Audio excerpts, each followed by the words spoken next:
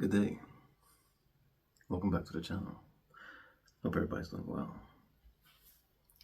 I had an interesting evening with a family member who just returned from a small little trip with some friends to the northern part of the coast. They experienced a lot, and this is the type of individual that when they tell you something, you pretty much know they're coming from a genuine place. I have never known them to just make things up just because, they believe in certain things, or they have a concept. We also talked about that because that's something that I like to use a lot. Most things that we engage in or that we have up here are from a place of concept and not reality. You can have watched however many documentaries, listened to however many lectures, sermons about death, let's say. You can prepare yourself for the loss of a parent or a child or a friend. But until that thing happens, until you are in something or until something happens, it's just from a place of concept. Now, they had gone to Bath, North Carolina. Awesome little coastal town, rich with history, a lot of history. And like many other places in the world and here in the States, I'm sure we all know of places where there are stories about things that happen that just cannot be explained. Now, whether it's because parts of the story have been left out, embellished, or it truly is things that we just don't have the ability to make sense of, they're still very fascinating. Some of it is just outright BS, and some of it really is connected to the other side. Excuse me.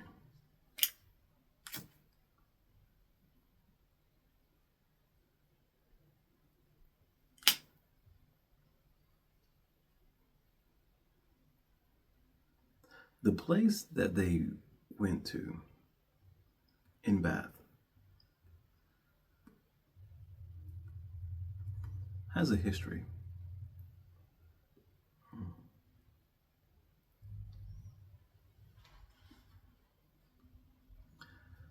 A history that's connected to the old world, and a history that's connected to the other world, the other side. If you have ever been to Bath, North Carolina, it's a place that is really coastal. It gives you that whole coastal vibe. That old world coastal vibe still is in the air there. Now, the history of this place dates way back. But the interesting event didn't occur until the middle 1800s. Bath was just a, typical coastal town. So if you have an idea of what that's like, just, ports and lighthouses and townsfolk here and there, things like that. But there was a man who was extremely mysterious. And not mysterious just because, he was into dark things or whatever, but because it was just his vibe. And his name was Silas Granger. Silas, as the story goes, was the premier of picklers in the entire state of North Carolina. Now, Silas Granger was a very well-off farmer, and he specialized in pickles. He was actually known as the most prolific distributor of pickles in all of North Carolina at that time. He had a type of pickle that was extremely sweet and sour and tangy, something that had not been known to the people, beforehand. The descriptions of Silas are, relatively uniform. He was a medium height man or an average height man. But he had extremely large hands and very broad shoulders, so they say. And some stories, make mention that no one could really place him, meaning he didn't look like everyone else. He had a look that was very difficult to say where he was from and maybe even what his ethnic background was.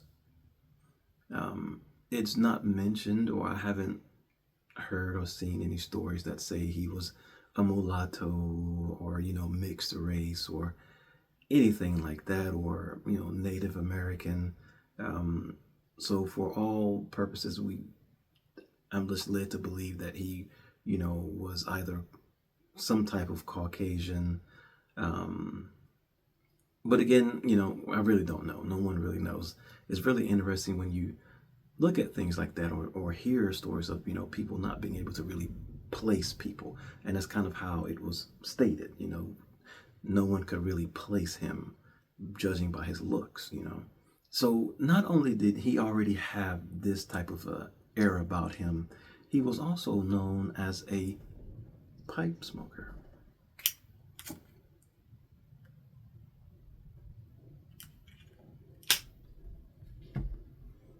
And it's said that he smoked a type of tobacco that was extremely pungent, but also very sweet. And it was unmistakable. He was always seen with his pipe, either in hand or in mouth. He was not married. He didn't have any suitors in town. He had no children, no animals. It was just him in his store. The store was connected to a line of shops, and his was directly in the middle of this this place. One afternoon, a ship came in, and this ship had a lot going on, and it was a little unusual because most of the times, because like many small towns, things are pretty much like clockwork. It's usually the same old routine day in and day out. But this was a ship that no one had ever seen before, and it was said that it kind of brought a eeriness to the town, especially when a group of people got off of that ship. They were all very big people, extremely tall, extremely well built, something that was, not normal for the people of that area, right? And they had down home accents. And these are the words that are used in many of the stories passed down about this event. Now, down home meant they were country. They were southern country. They went around the town and they just looked weird. They looked off. People didn't really want to interact, and this was the type of town when people came in, hey, especially outsiders, people were kind of excited, the shop owners, things of that nature. Oh, okay, new business, so you definitely kind of opened up a little bit more to these people to make them feel invited, make them feel welcomed. However, it said that nobody wanted to come near these people. They went into one establishment that was a saloon-like, if you will. And they came in and, ordered some drinks and things like that. And in the corner was Silas. Silas used to always go there and eat lunch. And afterwards, he would go out and sit across from the establishment and smoke his pipe. And there used to be an old man who would come and sit with him. Well, he was in there smoking his pipe in the corner. And one of those guys kept staring at him. And then he got the attention of the other two that were with him. And they began to chat amongst themselves. And then they finally walked over to him. And it goes that they asked him some questions about who he was and where he was from and who his people were. And again, that's another country southern thing about finding out who you are through your connections, your bloodline, who is your family, your kin. And Silas really didn't give them any answers. And so that kind of just agitated the whole situation even more. So as he got up and walked out, one of the individuals said a name. He kind of gave an indication that he recognized that name. But he continued walking out, and that was it. So they went back to the bar area, and the barkeep asked him, "Why are y'all messing with Silas? He's a good old fella. He comes in, doesn't bother anybody. Y'all come here causing trouble." And so one of the individuals said that whatever you think his name is, that's not his name, type of a deal. And they say that I am willing to bet everything that he is such and such. And this individual that they were referring to was an individual who was on the run. Someone who was said to have murdered a man in Greenville, South Carolina. Now, what the circumstances were behind the altercation, they didn't get into. However, they left having the people in the bar pretty much convinced that they knew that he was the person who was out on the run. They actually went out and did whatever they did for the rest of the day. Then they left. They got back on the ship when the ship sailed away. Well, from that day forward, Silas never went back to the bar. In fact, he never even really came out of his shop unless it was to do some business. He began to have his food brought over to him. Something that a few people took notice of, but not everyone. Again, he was a very mysterious person. No one really had him pegged down for anything, but that was something that was very different because he used to always go there and sit in that same spot. Leave, go sit out in front across, have his pipe with the old man, and then come back later on and sit in that same spot and have a drink and smoke his pipe. And that stopped ever since that altercation with those gentlemen. Now, it said that maybe a week or two later, there was a major storm, very big rainstorm that came through. The evening of this storm, those three guys were seen in town again, and they were seen going into Silas's establishment. However, they were never seen coming out. The next morning after that storm, Silas's shop was completely boarded up. Completely boarded up. And not a single soul in that town heard anything. Even the businesses, again, his shop was in the middle of this little strip of businesses. The businesses on either side never heard any boarding. They never heard any hammering and nails or anything. And of course, those walls were very thin. Like you could be doing business in this shop and could hear what was going on in the next shop. No one heard or saw anything. After a couple of days, people began to wonder, where is Silas? When someone went to investigate, if you will, the entire store was empty. The entire store was empty. As days went on, as weeks went on, everything just kind of started to fade. Memories began to fade.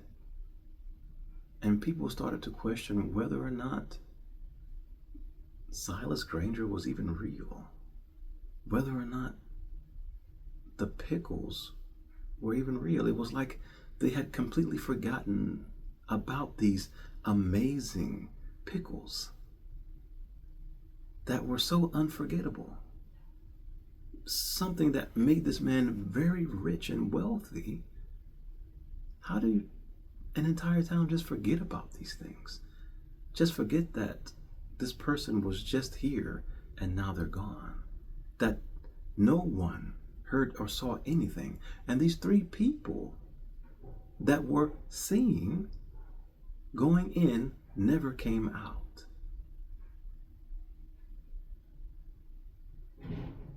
The next morning, Silas's store was completely boarded back up. Completely boarded back up. Front and now, this time, the back. The townsfolk were just flabbergasted, like, what in the world? So the story goes that they all just said, hey, we'll just leave this place alone. Something is not right, or someone is playing games. And so we were going to keep an eye out and see what we can find and what will happen. They took everything down, opened everything back up, and we're just going to keep an eye out to see who was in fact doing this. A few days passed, and another little storm comes through. Lots of fog, lots of wind, lots of rain. So no one is out on the streets. However, the next morning, once again, the shop was completely boarded back up, front and back. This time they said that they were going to just leave it alone. Leave it alone. Because there must be an explanation. Whoever is doing this will be found out. Now, fast forward, early 1900s, people are just enjoying themselves. The town is booming. More and more people are coming through, more business, more trade, more money flow. Yeah, so they're just carrying on with their everyday lives. There was a group of kids who, like most kids, just running around the neighborhood, playing tricks, doing whatever, enjoying themselves. Young kid by the name of Jacob Weaver.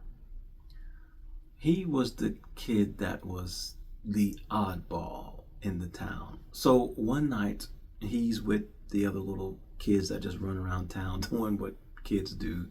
One night they wanted to see who would be brave enough to go into the old building that was said to be Silas's Granger's old pickle store. And so Jacob either said yes, or he just got voted in, or whatever. So they broke down the boarding on the back door and told him that he had to be there all night to prove that he was brave enough.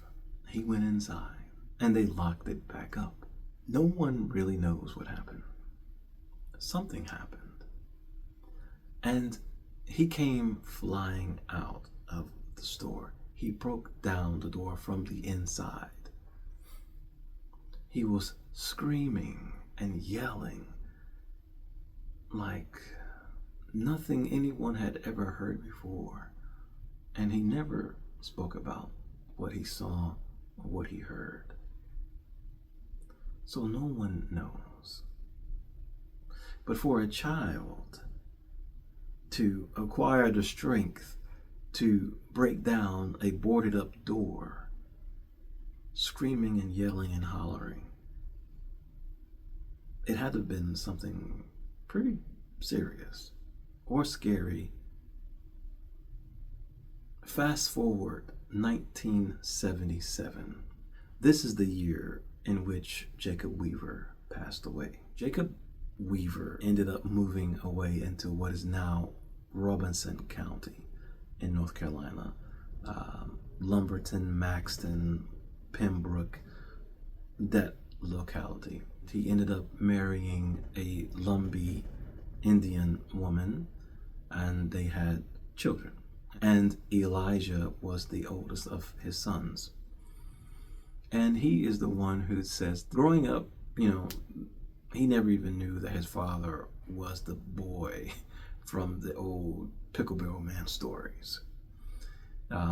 It was something that he had heard other people talk about, even in Robeson County. And it was in 1977 that his father, on his deathbed, told him what had happened. Elijah goes on to say that his father told him that he was inside the building for a few hours, and he could hear the other kids, nailing the door back up and just out there laughing and giggling and talking. And he just walked around, and there was nothing inside the place, nothing at all, anywhere in sight. And then he says that he began to hear yelling, moaning, noises that sounded something like someone was in extreme pain, really hurting. He didn't know where these sounds were coming from. And they just kept getting louder. But it wasn't an instant loudness. It was a gradual getting louder and louder and louder over time, and to the point that his head began to feel like it was going to explode. His body was beginning to tremble. He walked around and he looked, and he just never saw anything. And he says that he felt something behind him. He didn't turn to look at all. He just couldn't take it anymore. And he ran and he beat the door, and it wouldn't open. And then he ran and he just kept beating onto the door until it opened, and he ran out. It's not the type of ending you would have expected, I guess. I was kind of looking like, oh man, I knew he's seen something or whatever, but that's what his father said that he experienced, and he died a few days later. So now fast forward to 2025, and that place is still there. The exact building place from the 1800s that housed the store in which Silas Granger used to operate his pickle business from. The people now will tell you a little bit about the history, a little bit about the story, and they will say that, they still feel something, that's kind of spooky, that there is at times the feeling of a presence that just is eerie, and that there is at times a smell in the air of something that just is, they don't know.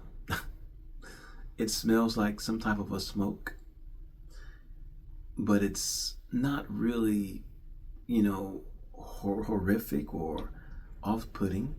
It's just a smell. And it's not a constant thing. It's just at certain times you can smell it, and it's there. At certain times that presence, the feeling of that presence is there, and everyone can feel it, not just the person that's not just any single person. Everybody that's in the area, when that presence becomes known or pops up or comes up or whatever it is, everyone feels it. My family members said they were there and they felt it. I don't know about the smoke part, but they felt that, and it was something that was just really unnerving, as they say. So yeah, just wanted to share that. That's the story of Silas Granger, the Pickle Barrel Man. Catch you on the next one. Peace.